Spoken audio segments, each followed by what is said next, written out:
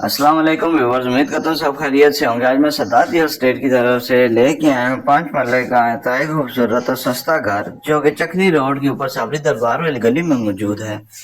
इसकी demand price है सिर्फ और सिर्फ 55 लाख रुपए तमाम सहूलियात के साथ।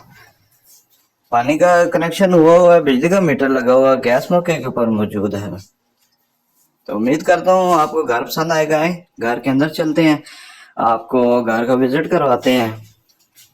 घर पसंद आए तो लाइक ज़रूर करिएगा। वीडियोस को लाइक करने के साथ साथ चैनल को सब्सक्राइब करें, अपने दोस्तों के साथ शेयर करें ताकि आने वाली वीडियो सबसे पहले आपको मिलती रहें।